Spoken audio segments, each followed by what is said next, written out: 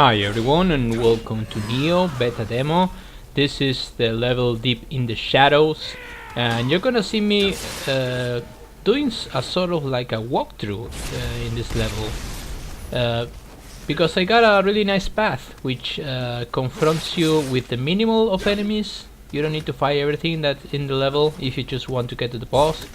And of course you wouldn't want to do this, right? You would want to explore everything and get items, get loot, but if you want a really quick way to get to the boss with minimal fighting and not really big mini bosses and stuff like that in your way, there are no mini bosses, but there are some enemies that are stronger.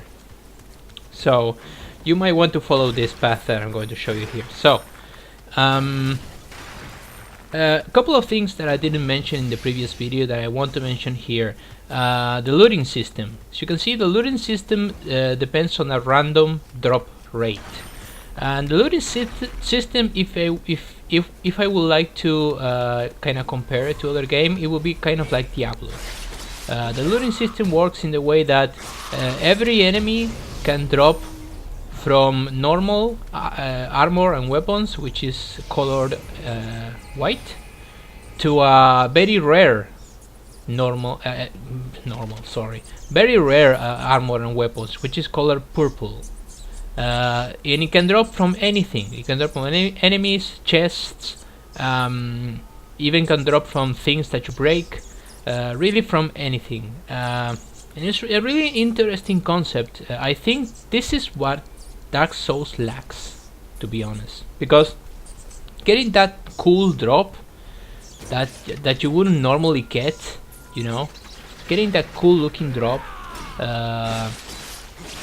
and creating a character that's singular to you and looks very good, and getting that weapon that is just really good. For example, this katana that I'm using through this whole walkthrough, I got it in the first level. I think I got it it was a random drop. It was not a drop from the boss fight, which is the same boss fight that it was in the alpha.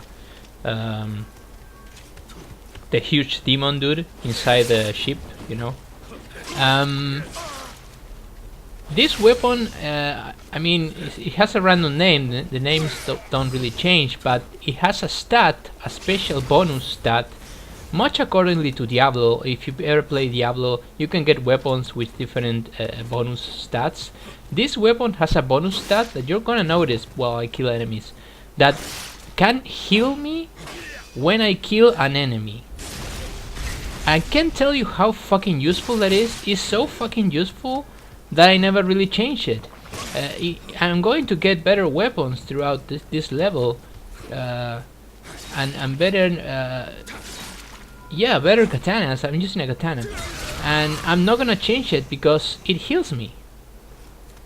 And what is more important than that in this game, really? Because you have limited heals. You have those elixirs that are called, that you can see I have 4 on the bottom left, and those elixirs that look like a piece of bread or something like that, a square piece of bread, they are kind of like the Estus flask. So you can increase the elixirs, the number of elixirs that you get from selling weapons, but it's only temporary. You will only temporarily increase them. That means that you use them once and they're gone, and then you get the regular ones, the ones that will always come back, like Estus flasks. And there is a way, I'm not sure how, to be honest.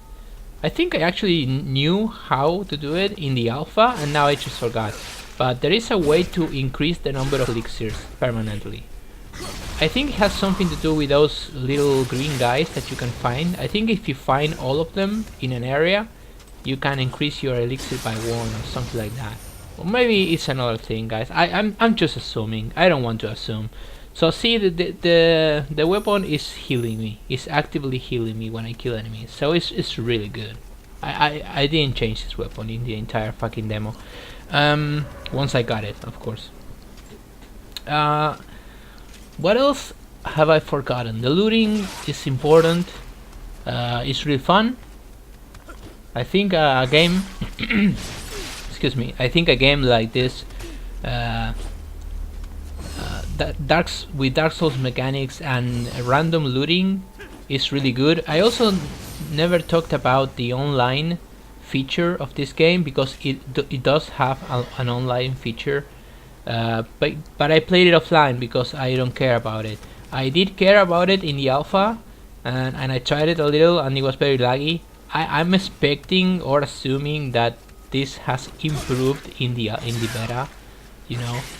Um, but I never tried it. I didn't try it, guys, because I wanted to do the whole demo solo, and maybe I'll try it now that I'm finished like playing the levels, and maybe I'll summon someone.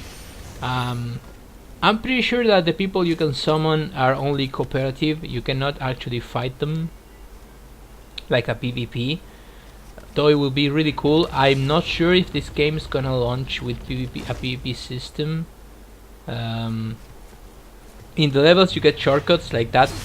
That's kinda going to help you get through the level shortly. It's the same design that Dark Souls 1 has, if you want to take yet another comparison. But I'm mentioning a lot of Dark Souls here, but don't take that into account, guys. The game is actually you're gonna notice that it has a lot of differences from Dark Souls. It's kind of the same system in the way that you use your stamina, which is, I would say, the stamina is the most important stat in the game.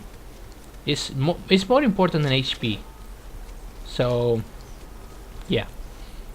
So in that way, and the methodical way that you have to approach the enemies is kind of like Dark Souls, but it's really not, because this game is faster. In one way, it's faster. In another way, in the way that the enemies attack you is faster. The enemies have really wicked patterns sometimes, and you're gonna notice that in the next video, because it's going to be an optional boss that really pissed me off because of its difficulty. And I think I died like 50 fucking times. And but yeah, see the way the game uses stamina on the enemies, which also penalizes them for stamina management. That's really good. I think that's you feel like you're fighting. You don't feel like you're fighting mindless monsters, you know, like in Dark Souls. You're fighting other humans that also has stamina. I know there are AIs, but you know what I mean. You're fighting something that's smarter than a beast. But there are also beasts, of course. They're called yokai. They are demons, and those are mindless, but they're not less dangerous though. And they also have their own stamina that you can deplete and do special stab animations and whatever. And those fucking bats almost killed me there. Yeah, we have fucking bats. This is getting closer to Ninja Gaiden at this point. Now we have a new shrine, which is our new save point. You could call it bonfire if you want. I really want to drop the comparisons with Dark Souls, because I think at some point it's good to keep comparing it to Dark Souls, and at some point I think it's hurting the game. The game is different in a lot of ways to Dark Souls, and here we have the first number of yokai in this level, which is called Deep in the Shadows. And yeah, we're gonna continue talking good things about this game, because I don't have a lot of path to talk about this. I think a lot of people, and I think I mentioned this in the alpha, I don't think a lot of people are gonna get into this game, but you know why? Because it's fucking tough. It's fucking punishing. Like, if you make a mistake, I've encountered enemies and bosses and optional bosses that if you make a mistake, you're dead. They can combo you to death. They can literally combo you to death. It doesn't matter what level you are. If you make a mistake, it can mean restarting from the shrine. And you guessed it, restarting from the shrine is going to respawn all the enemies in the level. So yeah, you have to fight them all again. And you know what, guys? I tried to run through this whole area without, you know, just getting to the boss immediately, and you can do that. You can actually run through the levels but it's quicker if you kill some enemies. As you can see, this is the quickest way to finish this level, for me at least, for me. But as you can see me closing a portal there. That was really cool. For me, I have to kill some of the enemies, not everyone, but some. And at the end of this level, there is a new boss fight, by the way. That is in the trailer of Nioh. That's vampire woman, kind of sexy vampire looking chick. I don't know if I could call her sexy because she's kind of monstrous, but whatever, you know. Each his own, right? Okay. So as you can see, I'm using a bow and arrow too as a secondary weapon. Yeah, the bow and arrow is really good. I really like it. You can be a ninja in this game, which I don't understand fully what it means, but there is a different stat for ninjutsu. And I never fully went into the ninjutsu area, but depending on what you select, it also changes the way you attack. You can do new combos. You can use magic. There is a lot of choices in this game for builds. So that's what I was saying, that I rambled away. I think at the most people are not gonna like this game because it's too difficult. It's too punishing. I think this game tailors more to someone who can tolerate Dark Souls level of difficulty and punishment, and I would even go to say someone who can tolerate Nioh Souls in the difficulty, because the learning curve of Demon Souls was staggeringly high. It was fucking really difficult, much more than Dark Souls. To everyone who ever complained about having to run back to a boss in Dark Souls 2 or Dark Souls 3, in Demon Souls you didn't even have bonfires before bosses. And I'm not saying this is like that. You have shrines close to boss fights, but they are not really close. You have to still run. You're gonna see me do something here that is basically rushing a shrine. This is something that works and exists. See, I'm gonna buff the weapon, but I said to myself, I'm gonna try to rush the shrine because I know it's right here. So the demon's gonna appear from that portal, but I'm running towards the shrine and I get it. And once you get it, the demon goes back to the portal and everything is fine with the world. So cool. So I'm gonna continue from this point onwards. You can see I'm exploring some of the magic. I think it is. This is the magic, yeah. So what else can we say about this game? I think we've said everything, at least until release. You have a summon that I never used in all of this demo. I should have used it though, but it's a wolf, kinda looks like a Materasu, to be honest, and it probably is a Materasu because I think it's a god of lore, magic lore in Japan, I think. So yeah, I think it is actually a Materasu, but you have various summons. You have like a dolphin looking shit that is, I think, in the thumbnail. You have a bear. You have a poodle. Can you believe that you have a little poodle? You actually have a little dog, kind of like a poodle, that you can summon, and it's so fucking cool. I really love the way they approach the summoning. It's just a buff. It's just a temporary buff. It can give you different attributes. You know, that's the only thing that it is. It's not really an invincibility mode, sorry. Or something like that. It's just something that's gonna aid you for a little time only, and you can actually level up. So I'm sure that it can last longer than it's supposed to last. And if you're wondering what are all those red shit in the ground, I explained it in the alpha coverage, but I'll explain it again. All that red shit is other players' graves. Those are where the other players have died, and even if you're playing offline, they show like a synchronous multiplayer, exactly like Dark Souls. But the difference is like you can summon an NPC enemy from those graves, that has the equipment that that player had, and you have a chance if you defeat the NPC, which is technically or mechanically, as you said, more difficult to defeat than normal NPCs in the game.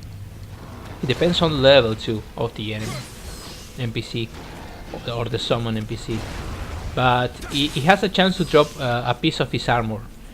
So if you see for example, a player that died and had a lot of purple armor on his character, is a good chance that you're gonna get some purple armor when you kill it, if you kill it.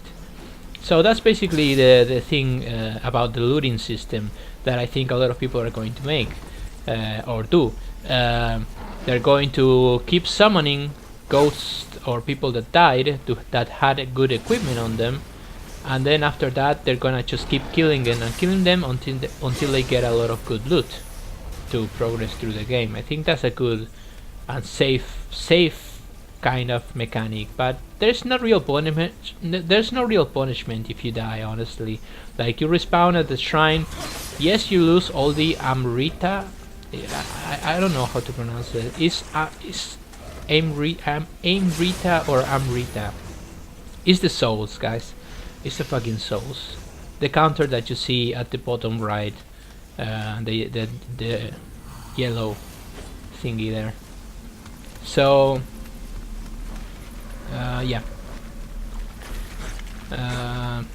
What else can I say? Oh, this creature. I don't know what this creature was because I never got to kill it, but I have a distinct feeling that this creature is a sort of like loot goblin.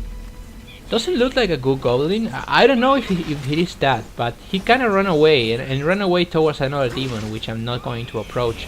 So at the fucking least, that's another enemy, or it can be a loot goblin. Remember Diablo, the loot goblins that you can kill and they drop a lot of shit? I think that could be it, but I'm again assuming. We are only going to find out when we buy the game, because I am going to buy this game, as I previously stated in the previous video. So, let's talk about another shit while I fight demons or yokai. I'm going to cover Deus Ex, guys. Mankind Divided. I think you already know that if you're a subscriber of mine, but if you're new, or if you didn't know, I'm going to cover that game. That you haven't seen any sort of news or videos about Deus Ex Mankind Divided in my channel is not because I'm not playing it or I'm not going to cover. It's just because I'm going to do a very special challenge walkthrough. I'm not gonna do the normal Give Me Deus Ex walkthrough, which I thought about doing before I found out that it had a permadeath system. And I'm also not going to do just permadeath, because I think just doing permadeath without limiting yourself further is not really that impressive. And you're gonna say, what do you mean it's not impressive? It has a fucking permadeath. If you die once, the game is over. Yeah, of course it is, and deletes the fucking saves. But you can try it until you get it, you know. There's no real difficulty in a system like that, in my opinion. It's better to have real difficulty. It's better to have tougher enemies, tougher areas and stuff like that, and maybe the realistic difficulty that the original Deus Ex had. Maybe that was even better than a permadeath. The realistic difficulty, you got shot once or twice, kind of like brutal in fucking Uncharted. You got shot once or twice, or you got bad luck and you got shot in the head, and you instantly die. Any grenade killed you, you know, stuff like that. It was called realistic for a reason. But you didn't have this permadeath shit that deletes your saves, you know. You could load the game at any point when you quick save it and continue from there. It was just very difficult, and it kinda rewarded stealthy gameplay, which is what it's supposed to be. In my opinion, Deus Ex is supposed to be exactly that and nothing else. Even though they like to cater to a lot of people who like to shoot enemies and stuff like that, the game is built towards stealth. You cannot deny that. And so I'm gonna do this. I'm gonna mimic my previous run through Human Revolution that I did, but it's going to be on the maximum difficulty. Since the maximum difficulty is permadeath, since you only have one life, and since I don't plan to die either way, because I don't really plan to die either way, we're going to do the following. We're going to go through the game with permadeath difficulty, which is give me Deus Ex but with one life. We're going to ghost every single level that we can ghost. We are not gonna kill anyone. In fact, we are going to try. I cannot promise this, but we are going to try not to even knock down people.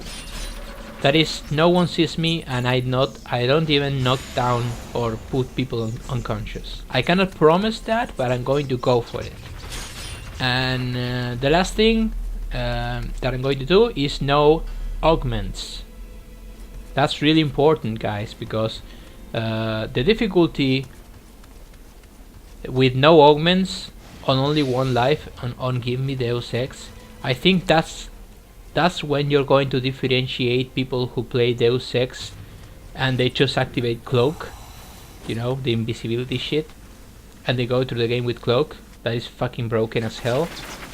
And the people who are not going to use augments, because not using any augment and getting through the game like that is going to require a certain knowledge of the game, and I think that's the interesting part, because to be honest, in my opinion, I don't think, and this is the boss fight, by the way, to be honest, in my opinion, I think Deus Ex doesn't give me Deus Ex difficulty, doesn't really have the proper difficulty. It's still easy.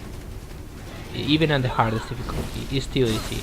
I see myself getting through the permadeath very easily with augments on. I mean, with everything that the game offers to you, I don't see not dying like a difficult thing. So I have to limit myself.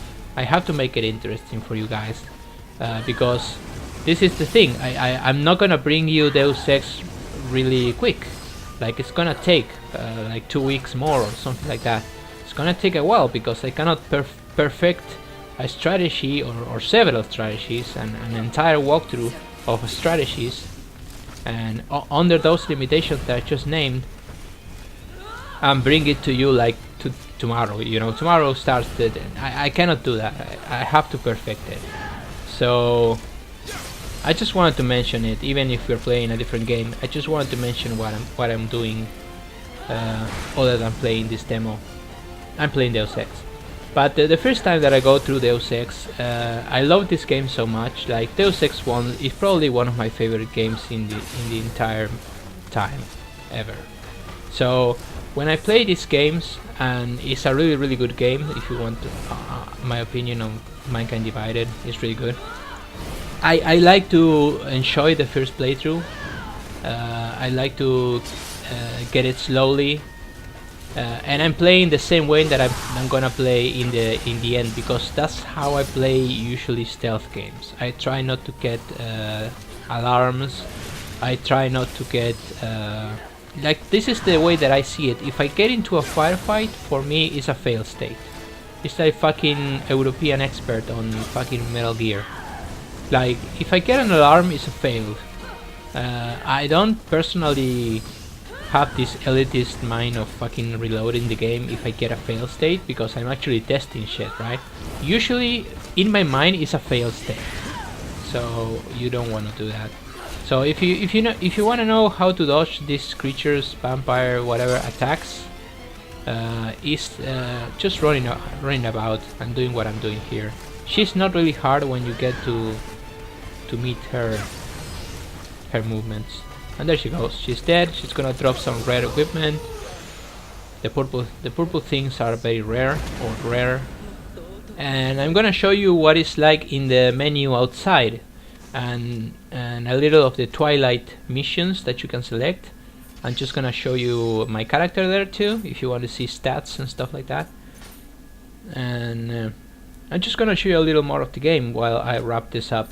So yeah, Deus Ex is gonna take a little more, guys.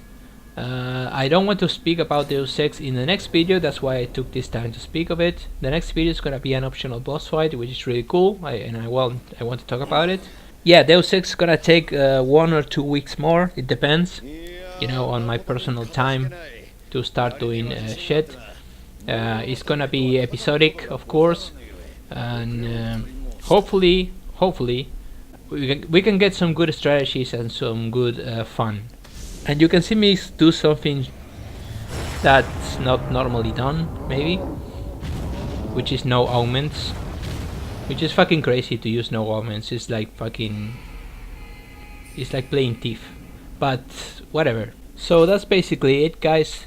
Thank you for watching Deep in the Shadows. I'll see you in the next optional boss fight and the end of this demo coverage of Nioh.